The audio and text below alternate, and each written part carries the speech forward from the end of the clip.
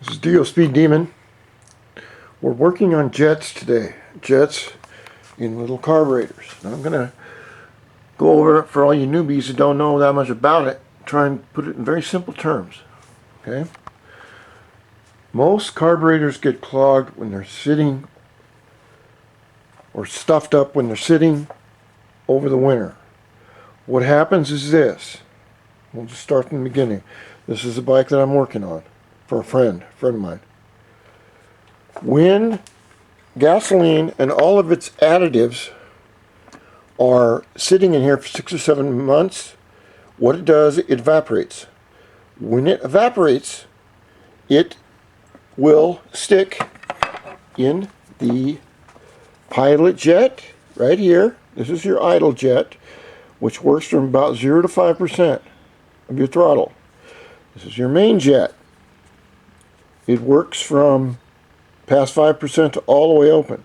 What happens is the gas is sitting up to about, say like right here, and it evaporates into this, it looks like pancake syrup. And then it clogs a hole right there, which is right here. And it clogs this hole. If these jets are clogged, they won't work. So when a carb is sitting in the winter, you want to take the carb apart, okay, after you try to get started. You want to very carefully take the jet out with either a wrench or a Makuni tool like this one. I got arthritis, sorry about that.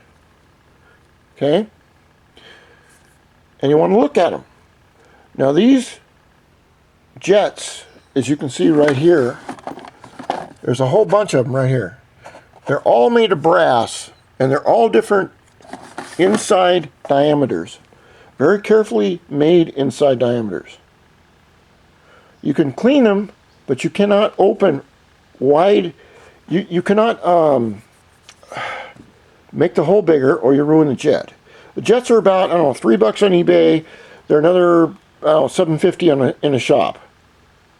So what you want to do is, you want to very carefully take a screwdriver, right here. I think you can see that, I hope. And you take this out very carefully from the carburetor. You get a little carburetor tool like this. Well, you can just use any socket that works. And you take this out. The next thing you want to do after you take it out, and don't force anything, it's very soft metal. The next thing you want to do is you want to take the jet, this one or this one, and you want to hold it up to strong sunlight. Right here. Okay?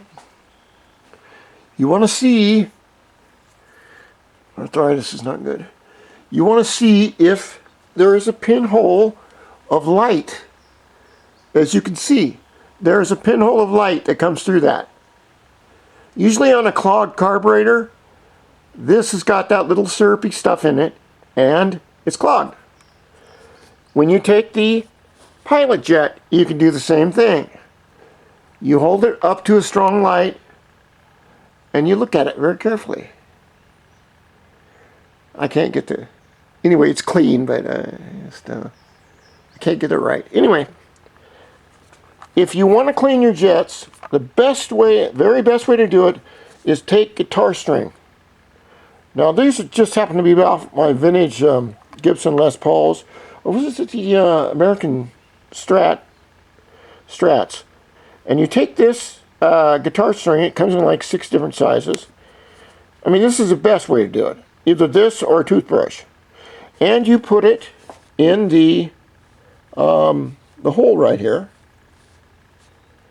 And you very carefully unplug it. Once you unplug the little tiny bit of pancake syrup gas in there, then the rest of it will clean itself out fine.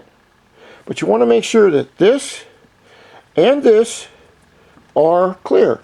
You can also take a little tiny wire very carefully, and you can clean out these too, just to be sure.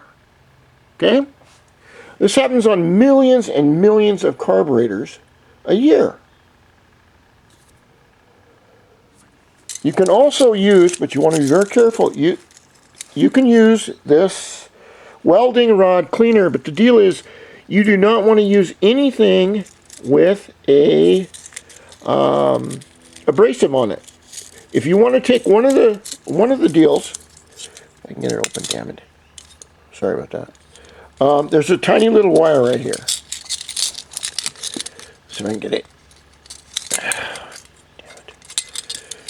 Right here. No, it's this one. No. Oh well. The one without the abrasive, and you can run them through here. But don't use any kind of anything that will enlarge the holes. They're specially made. Okay, the last thing I want to put is, if you're not sure what carburetor size is, they're all marked either on the very top. This one's on the side. Okay, this one is